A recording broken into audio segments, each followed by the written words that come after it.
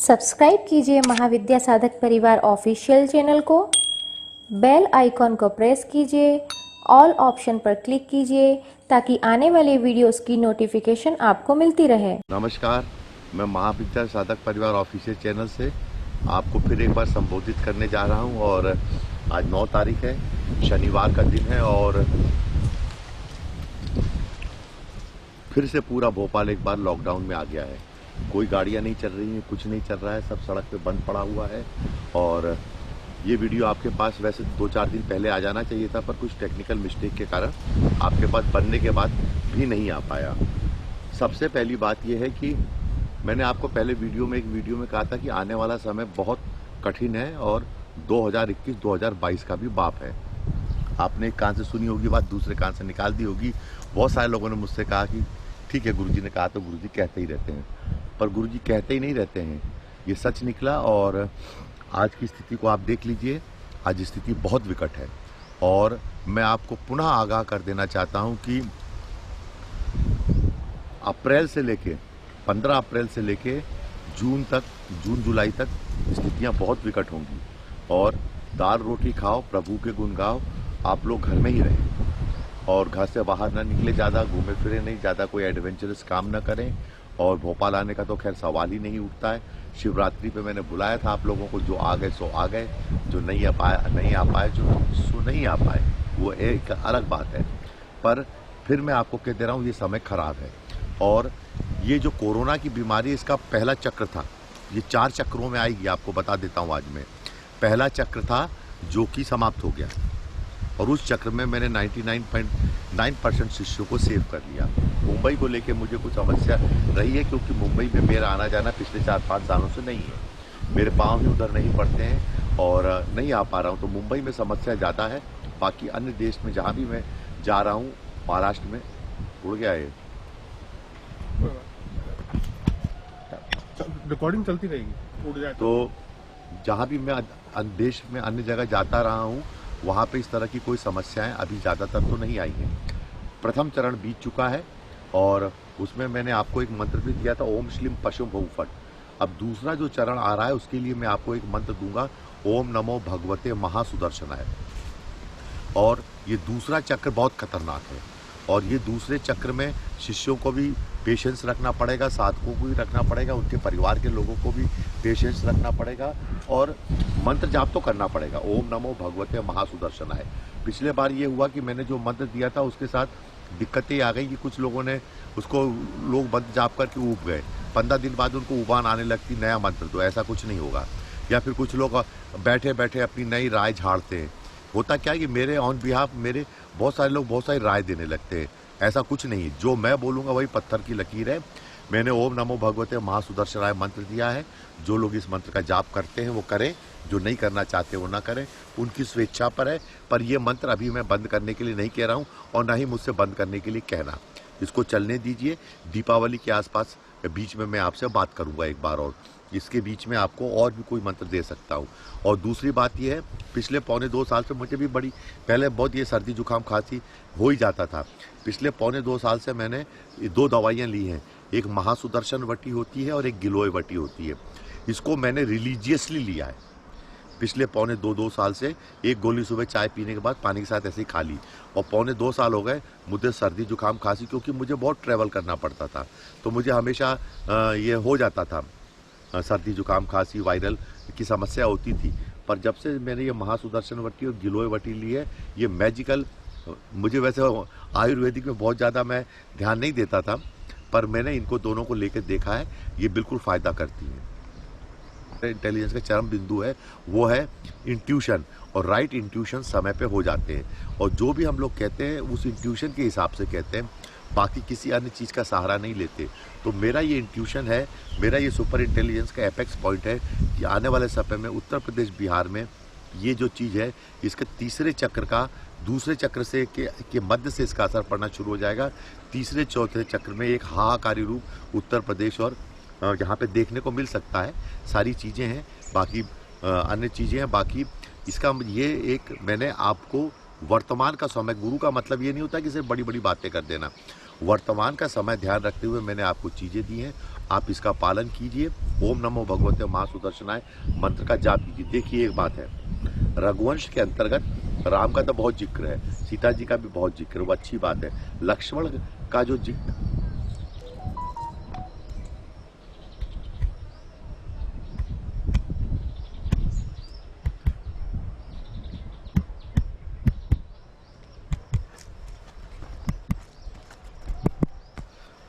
लक्ष्मण का जो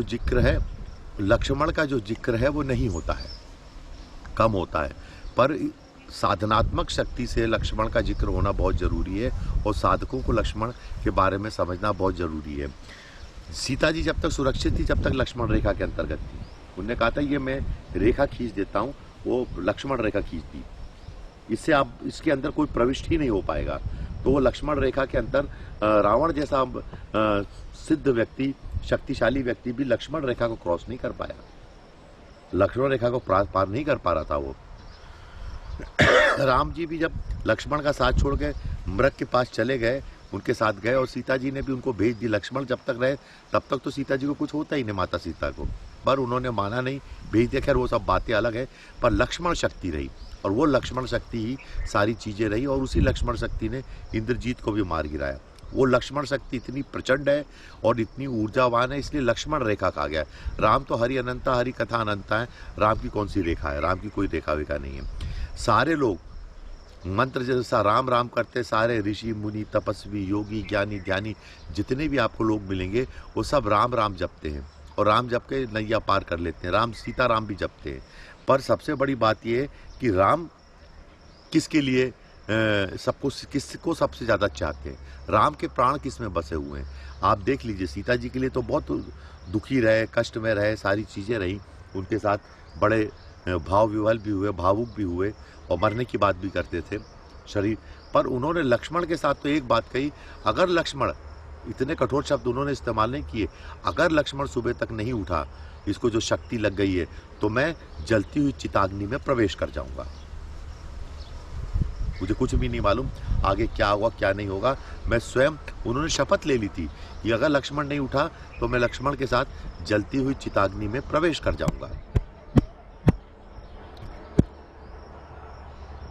जलती हुई चिताग्नि में प्रवेश कर जाऊंगा। यही सबसे बड़ी बात है कि लक्ष्मण राम के लिए कितने जरूरी थे। एक एंटीबायोटिक क्या कह लो, एक ऐसी चीज थे, इतने जरूरी थे कि पूछने वाली बात नहीं। तो ये जो मंत्र दिया है ओम नमो भगवते महासुदर्शनाय, ये महासुदर्शन चक्र का मंत्र है, इसी में लक्ष्मण शक्ति है, इसी में निहित है सब कुछ। और ये सुपर इंटेलिजेंस है महासुदर्शन, क्योंकि भगवान शिव ने प्रसन्न होकर विष्णु को ये प्रदान किया है और विष्णु इसीलिए अमोघ हैं आज तक, क्योंकि उनके पास महासुदर्शन चक्र है, वे स्वयं इसमें निवास करते हैं। और ये चक्र ऐसा है कि शत्रु के आने से पहले ही क्रिया करके आ जाता है। तो ये भगवान विष्णु का मंत्र है, महासुदर्शन चक्र मंत्र, और आप इस मंत्र का जाप करते रहिए।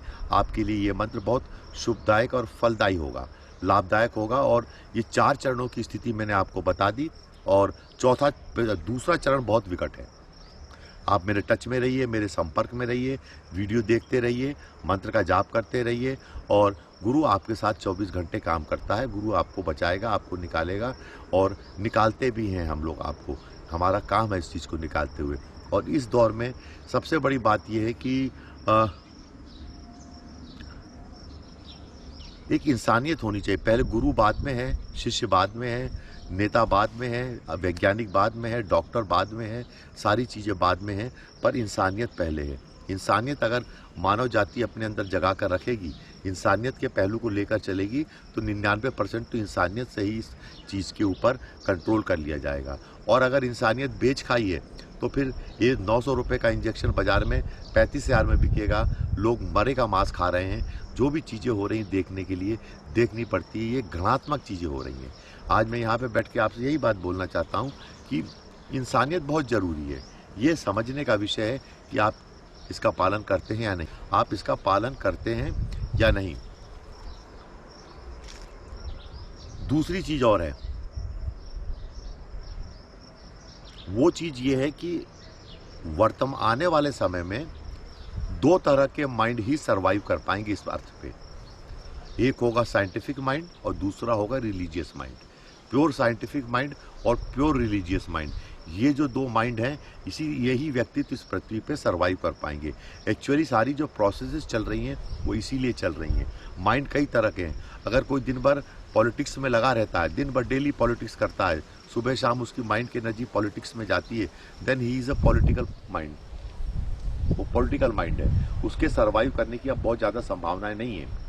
और उसके बाद अगर कोई सोशल माइंड है, दिन भर ये वो समाज में दिन भर सोशलाइट बन के घूमता रहता है, इस पार्टी में उस पार्टी में, यहाँ वहाँ दुनिया भर की चीज़ें करता है, तो इज़ अ सोशल माइंड। इसके भी अब सर्वाइव करने के बहुत ज़्यादा चांसेस नहीं आने वाले समय में। एक माइंड और होते हैं, इस तरह के कई तरह के माइंड होते हैं। एक माइंड और होता है एंटरटेनमेंट माइंड। उसको दिन भर मनोरंजन चाहिए, दिन भर घूमने फिरने को चाहिए, नाचने गाने को चाहिए, ये चाहिए वो चाहिए, उसको लाइफ लॉन्ग उसकी पूरी एनर्जी, पूरा माइंड मरते समय तक अपने को एंटरटेनमेंट करने में ही बिता देता है। ये सब माइंड अब सर्वाइव कर नहीं कर पाएंगे। और उसके अलावा बहुत तरह के माइंड है। सेक्सुअल माइंड है, दिन भर सेक्सुअल एक्टिविटीज़ में लगे हैं, वही सब चीज़ें देख रहे हैं, वही सब बातें। मैं इन सब चीज़ों को रोक नहीं रहा हूँ, या इन सब चीज़ें प्रतिबंधात्मक चीज़ें नहीं हैं, पर इनका ओवर उपयोग करना या दिन भर इसी पे पूरे मस्तिष्क को, पूरे जीवन भर में जो मस्तिष्क की ऊर्जा है वो इसको इन्हीं चीज़ों में खर्च कर देना, ऐसे ही materialistic mind. If the mind is so materialistic, या मनी ओरिएंटेड माइंड है, या एक माइंड है जिसे कहना चाहिए और भी माइंड है, तो वो माइंड अब उनके सरवाइव करने की बहुत सारी स्थितियां नहीं है आने। और इन सब में सबसे ऊपर एक माइंड है जिसे कहते हैं criminal mind, crime oriented mind, जो बर्थ बाय बर्थ क्रिमिनल्स हैं, जो वॉर हैं, जो लड़ाई झगड़े हैं, जो मार काट है। आज से 1000 साल बाद या 800 साल 900 साल बाद आप ये पाएंगे कि वॉर नहीं होंगे। There is no place for war in human being. Human race के अंतर्गत 1000 साल से क्या 800 साल के बाद वॉर नहीं होंगे कि ये तोप टैंक मिसाइल ले जा रहे हैं, चाकू घोंप दे रहे हैं, छुरी घोंप दे रहे हैं, किसी का हाथ काट दिया, पाँव काट दिया, किसी को वॉर कर दिया, टॉर्चरस माइंड। इस तरह के जो क्रिमिनल माइंड होते हैं, हार्ड कोर माइंड होते हैं, ये माइंड अब सर्वाइव नहीं कर पाएंगे। ऐसे पहले बहुत तरह के माइंड हुए जो अब सर्वाइव नहीं करते, ये तो हो जाता है। तो इनका सर्वाइवल बहुत टफ होने वाला है। इसीलिए एक तो मैंने आपको बताया scientific mind, the mind who is analytical, जो माइंड सोचता है, जिसमें रीजनिंग है, जिसमें विचार करने की क्षमता है। वो अंधभक्त नहीं है कि किसी ने कुछ कह दिया, हमारे बाप ने ऐसा कहा था तो हम भी ऐसे ही करेंगे। वो साइंटिफिक माइंड नहीं है, या हमारे घर वाले ऐसा करते इसलिए हम भी ऐसा करेंगे।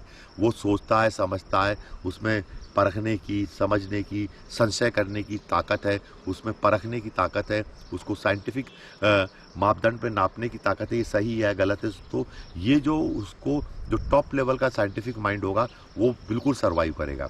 वो नए इनोवेशंस करेगा, नई टेक्नोलॉजी लाएगा, नई चीज़ें लाएगा, और एक ह्यूमन बीइंग को एक नई चीज़ देगा। दूसरा माइंड होता है religious mind, truly religious mind. ऐसा नहीं कि जो दिन भर मंत्र जाप करता है वो रिलीजियस माइंड हो गया, बकवास है। जैसे कोई आदमी अगर मान लो क्या बीएससी कर ले या एमएससी कर ले या साइंस में डिग्री प्राप्त कर ले, तो आप उसको इसी कारण से कि उसने साइंस में डिग्री ली है या साइंस के किसी सब्जेक्ट में डिग्री या पीएचडी कर लिया है, हम उसको साइंटिफिक माइंड बोल दे, दिस इज़ वेरी रॉन्ग। वो तो एक पढ़ाई लिखाई है जो कोई भी कर सकता है, मैं भी कर सकता हूँ, आप भी कर सकते हो, पर उसको साइंटिफिक मान लेना उसी सिर्फ चीज़ के कारण ये इट इज़ नॉट पॉसिबल। मैंने देखा ऐसे तो बहुत सारे लोग साइंस में डिग्री लेके बकवास करते हैं, वो क्रिमिनल्स होते हैं। How can you say that? They commit crime, doctors commit crime. वो अंग चुरा के बेचते हैं। वो जहाँ देखते हैं कि महामारी फैली हुई है, वो पूरी की पूरी दो इंडस्ट्री, एक तो डिफेंस इंडस्ट्री, दूसरी ये मेडिकल इंडस्ट्री, वो पूरा पब्लिक को लूटने में तुले होते हैं। तो कैसे कह दो कि जिसने डॉक्टर की डिग्री लिया, जो मेडिकल इस प्रोफेशन से जुड़े हुए लोग हैं, वो साइंटिफिक माइंड है? वो तो क्रिमिनल माइंड है, वो चोर हैं, वो तो गलत हैं। ऐसे स्पिरिचुअल माइंड में भी, रिलीजियस माइंड में भी ऐसा ही हो सकता है कि दिन भर मंत्र जाप कर रहे हैं, माला लटका के घूम रहे हैं, काम उल्टे सीधे हैं, पैसा देख के जीभ लपला रही है, उल्टी सीधी बातें कर रहे हैं, उल्टी सीधी चीज़ें कर रहे हैं, उल्टे सीधे उनके चाल चलन है, हमेशा विवादास्पद बातें हो रही हैं। रिलीजियस माइंड विवादास्पद नहीं होता। Is controversy necessary? बहुत आसान तरीका है किसी अपने आप को हाईलाइट करने का, अपने आप को सब पब्लिक में दिखाने का, आगे बढ़ाने का, कि आप कंट्रोवर्शियल बातें कीजिए, कंट्रोवर्सी क्रिएट कर दीजिए। तो आपके पीछे तो कंट्रोवर्सी क्रिएट करने के पीछे जनता दौड़ती देखती है। और नॉर्मली होता यही है कि religious mind, so called religious लोग जो होते हैं वो कंट्रोवर्सी क्रिएट कर देते हैं। उनको कंट्रोवर्सी, मैं नहीं समझता कि हम लोग भी 20 साल से काम कर रहे हैं, why should I create controversy. अब मैं भी कहता हूँ ये जो शिवलिंग स्थापित है, इनमें से रात में से इनके सामने नागिन नाचती है, इनके सामने नाग आके, नाग देवता नागमणि लेके खड़े हो जाते हैं, उल्टी सीधी बातें कर दूं मैं भी कह दूं कि इनके पीछे तो एक नागमणि वाला नाग आता है, ऐसे बैठ जाता है, उसकी लाइट से पूरा निखिल धाम प्रकाशित हो जाता है। झूठ झूठ कंट्रोवर्सी क्रिएट करने वाली बातें। अब उसको सुन के 10,000 पब्लिक तो आई जाएगी इनके दर्शन करने। 10,000 पब्लिक तो मेरे शंकर जी के दर्शन करने आई जाएगी। Why should I create controversy. तो प्योर रिलीजियस जो माइंड होगा वो नॉन कंट्रोवर्शियल होगा, नॉन क्रिमिनल होगा, और सबसे बड़ी बात है कि वो नॉन मॉनिटरी होगा, पैसे के पीछे भागने वाला माइंड भी नहीं होगा। और रिलीजियस माइंड एक ऐसा माइंड होगा कि जिसके पास बैठने में जिसकी आंखों ने ब्रह्म के दर्शन किए। ये आंखें जो आपके सामने बोल रही हैं कभी झूठ नहीं बोलती, ये ब्रह्म के दर्शन की हुई हैं, ये ब्रह्म को से संस्पर्शित है। इसमें बड़े गुरु सदगुरु स्वामी निखिलेश्वर ब्रह्म, साक्षात ब्रह्म स्वरूप ब्रह्म ज्ञानी के साथ चली है, उनका कार्य करती हैं, उनके लिए ये आंखें जीती हैं, उनको मानती हैं, उनको लेकर चलती हैं, उनको इसने निहारा है। इसमें आपको कहीं चोरी नहीं दिखाई देगी, इसमें कभी आपको कुकर्म दिखाई नहीं देंगे, या इसमें आपको कभी कोई गंदगी या कोई ये क्रिस्टल क्लियर दिखेगी आपको। तो जब ब्रह्म के साथ जो जिन आंखों का संस्पर्शन हो जाता है, संस्पर्शित हो जाती है, वो आंखें तो अपने आप प्योर और क्रिस्टल क्लियर हो ही जाती हैं। आज 42 डिग्री का टेम्परेचर था, पर आज हवा बहुत अच्छी चल रही है, आप देख लीजिए। और पानी भी आने वाला है, मेरे ख्याल से आ जाएगा पानी। और निखिल धाम में देखो आप कितने अच्छे आम लगे हुए हैं, इस पेड़ में चीकू लगे हुए हैं कितने अच्छे, आप देखो पूरे पेड़ इस समय फले हुए हैं। ये देखो चीकू दिखाओ कितने फले हुए हैं, और मौसम बहुत सुहाना हो रहा है। उधर के पेड़ में दिखाओ, वो पेड़ों को दिखाओ, इसमें लगे हुए छोटे छोटे पेड़ों में आपको वो देखो सामने दिख रहे हैं। ये है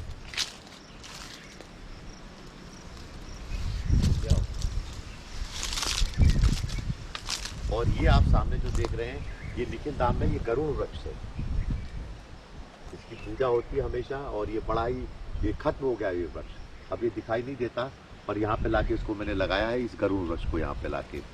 और कुछ बातें जो मेरे को कहनी थी रिलीजियस माइंड की, वो मैंने आपको बताई कि आप प्योर रिलीजियस माइंड बने, और वो रिलीजियस माइंड सर्वाइव करेंगे। और जो भी साइंटिफिक माइंड और रिलीजियस माइंड होंगे, इन दोनों के ऊपर कोरोना का असर नहीं होगा।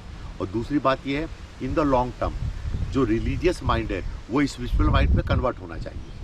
Conversion of religious mind into spiritual mind, तो स्पिरिचुअल नहीं into conversion of scientific mind into religious mind.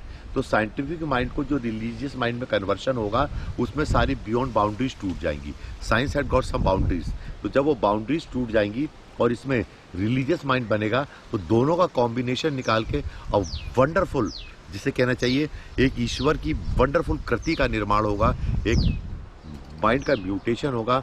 और वो माइंड जो होगा आने वाले 800-900 साल बाद इस पृथ्वी पर सृष्टि जो चाहती है, वो इसी तरह के माइंड को चाहती है कि इसी तरह का माइंड हो और इसी तरह का माइंड सर्वाइव करे। That mind can only enjoy the ecstasy. वही परमानंद को प्राप्त हो सकता है जो साइंटिफिक माइंड होगा, और साइंटिफिक से रिलीजियस माइंड में कन्वर्शन उसका हो जाएगा। कन्वर्शन हम ही लोग करेंगे, दीक्षाओं के माध्यम से, अनुष्ठानों के माध्यम से, पूजन के माध्यम से, और अपनी प्रेजेंस के माध्यम से। The presence is everything. जो प्रेजेंस हमारी होगी वो इस कन्वर्शन को करेगी। बुद्ध के साथ एक बात थी, जब भगवान बुद्ध को ज्ञान की प्राप्ति हुई तो इतना लाइट निकली। अब ऐसा मत समझना लाइट निकली कि वो टॉर्च जल रही है, सर्च लाइट जल रही है, पर जो रियल लाइट होती है उसका इतना एमिशन हुआ कि अनंत कोटि ब्रह्मांड जो थे वो सारे के सारे एनलाइटेंड हो गए। फिर उसके बाद उन्होंने एक ही चीज़ की, उसके बाद उन्होंने एक काम किया, उन्होंने ध्यान करना छोड़ दिया। आप बुद्ध की मूर्तियां हर जगह देखते हैं जिसमें ध्यान ही ध्यान होता है, पर भगवान बुद्ध ने जब ज्ञान प्राप्त हो गया ध्यान करना छोड़ दिया था। वो कोई 24 घंटे ध्यान नहीं करते थे कि सारी जिंदगी ध्यान ही करते रहेंगे बैठे बैठे।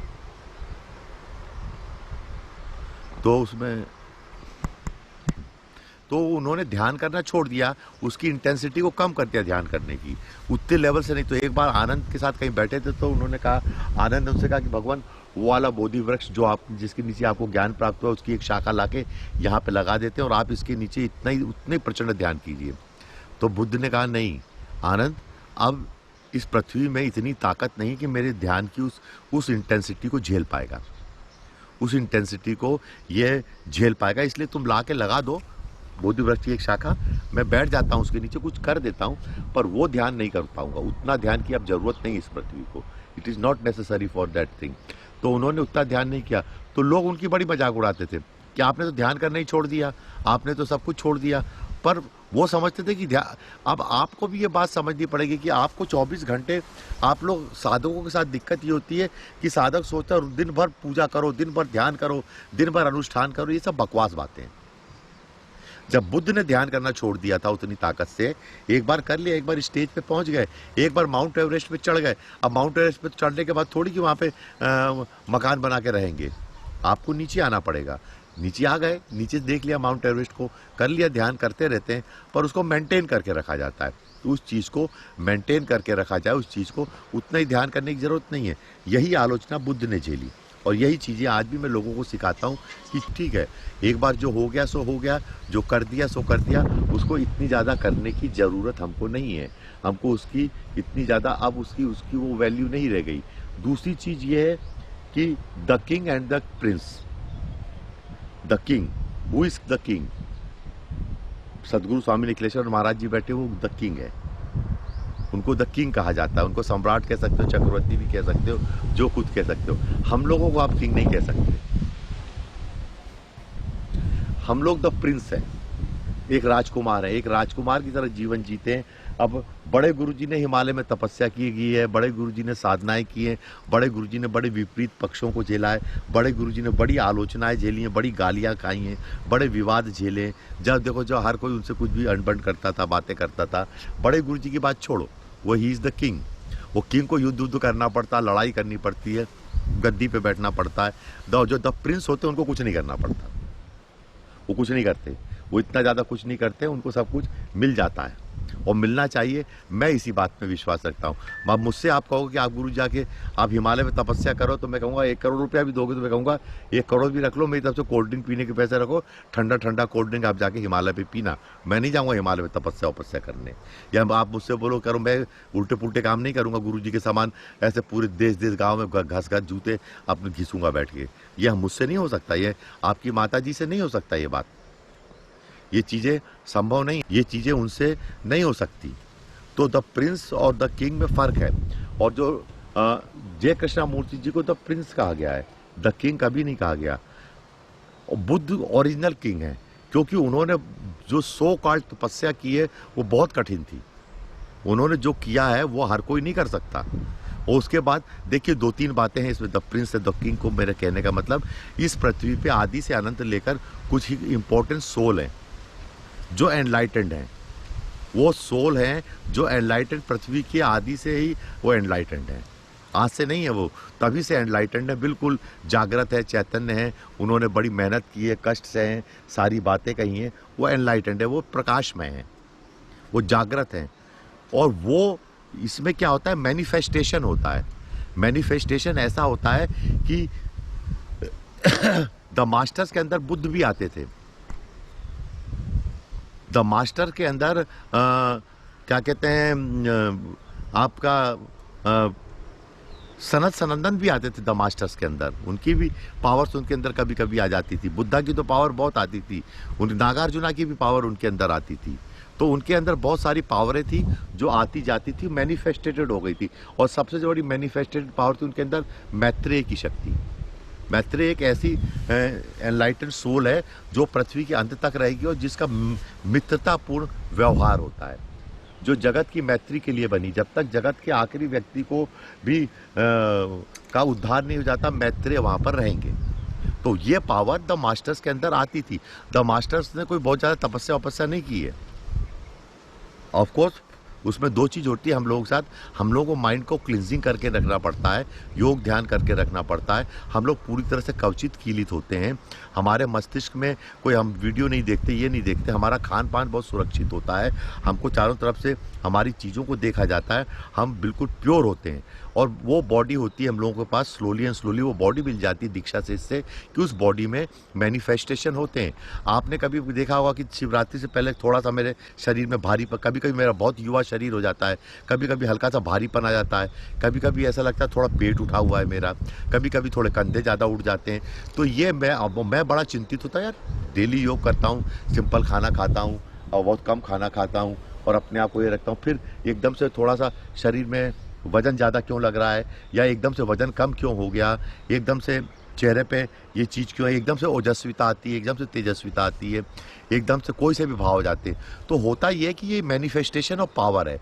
कब किस देवता की, किस शक्ति की पावर। हम लोग एक तरह से साफ सुथरे बर्तन रहते हैं। उस बर्तन में गंगा जल, चाहे तो गंगा जल भर दो, चाहे तो नर्मदा जल भर दो, चाहे तो यमुना जल भर दो, तो वो जल अपना प्रकार दिखाता है, पर वो पावर का मैनिफेस्टेशन हम लोगों में होता रहता है। और ये मैनिफेस्टेशन ऑफ पावर बहुत ज़रूरी है। शिष्य जो साधनाएं करते हैं, आप जो साधक हो, जो मंत्र जाप करते हो, उससे आपके अंदर होगा। आप जो शरभ मंत्र जाप करते हैं, उनकी ये चीज़ जो ये देख रहे हो, ये फोरहेड देख रहे हो, ये थोड़ा थोड़ा ऊपर नीचे हिलने लगेगा, क्योंकि वो शरभ मंत्र की इतनी पावर है कि फोरहेड को हिलाने लगेगा थोड़ा थोड़ा, हल्का सा। मतलब वो यहाँ से एक अलग सी लाइन बन जाती, समझ में आता है देख के कि ये शरभ साधक है या प्रचंड साधक है। तो बहुत सारी सिग्नल्स और साइन होते हैं, वो बॉडी के ऊपर आ जाते हैं और वो बॉडी के साइन बताते हैं कि आदमी किसका साधक है। हनुमान जी का साधक है तो अलग साइन आ जाते हैं। कुछ कुछ साइन आते रहते हैं, कुछ कुछ साइन मिटते रहते हैं। इवन वीडियोग्राफ में, फोटोग्राफी में भी कभी कभी कोई से भाव आते हैं, कभी कोई आता है, कभी कोई जाता है, कभी कुछ होता है, कभी कुछ होता है। तो ये सब चीज़ें वीडियोज़ में जब आप देखते हैं तो आपको देखने को मिलती है। और तो ये मैनिफेस्टेशन ऑफ पावर बहुत ज़रूरी है। तो मैंने कहा था प्रिंस एंड द इसमें अब राजकुमार तो राजकुमार है। अब मैं थोड़ी हूँ कि मैं, आप मुझसे कहोगे उपास करो तो मैं उपास कर लूँगा, आप मुझसे बोलोगे कि आप भूखे रहो तो मैं भूखा रह लूँगा, आप मुझसे बोलोगे जाके विवाद कर लो तो मैं विवाद कर लूँगा। नहीं, मुझे तो अच्छा खाना भी चाहिए, अच्छे कपड़े भी चाहिए। मैं कोई दरिद्र के समान जीवन भी नहीं जी सकता, मुझे गरीबी भी नहीं चाहिए, कोई ब्रह्मचर्य का भी पालन नहीं करूँगा मैं। मेरी तो पत्नी भी है, वो ठीक है, एक अलग बात से होता है। तो वो एक सीमित अवस्था में होता है जो चीज़ें। तो द प्रिंस और द किंग में फ़र्क है। जो पूजित होते हैं, सुपूजित होते हैं, बड़े गुरु जी यहाँ बैठे हैं, वो इज़ लाइक अ किंग। वो किंग के समान बैठे रहते हैं और हम लोग द प्रिंस के समान काम करते हैं। हाँ, तो राजकुमार होते हैं तो राजकुमार के साथ हमको सिद्धियाँ, सारी चीज़ें, हमारी लाज और मान मर्यादा भी वो रखते हैं। वो हमको पावर्स देते हैं, वो हमको समय समय पर इस चीज़ के लिए क्रियान्वित करते रहते हैं कि आप अरविंद ये पावर है, ये मिलते जुलते रहो, ये काम करते रहो। कभी कभी बड़े गुरु जी की झलक भी आपको मुझ में मिल जाएगी देखने को। आप पाँव में मिल जाएगी, कभी कभी पाँव में मिल जाती है झलक देखने को, कभी कभी बातों में, कभी कभी साउंड में भी आपको झलक मिल जाएगी। जो वेवलेंथ होती है वो भी आपको झलक मिल जाएगी। सोचकर आप कुछ आओगे, बोलोगे आप कुछ और।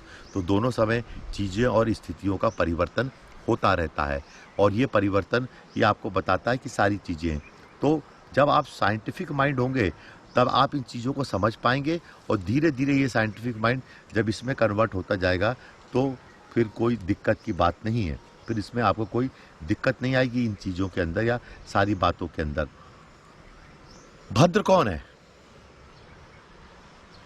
मैंने भद्रकाली अंक निकाला, वीरभद्र अंक निकाला। भद्र कौन है? किसे भद्र कहते हो आप? जो कपड़े पहन के घूम रहे हैं अच्छे बढ़िया, टाई कोट लगा ली, शुरू से इस बात की परिभाषाएं दी जा रही।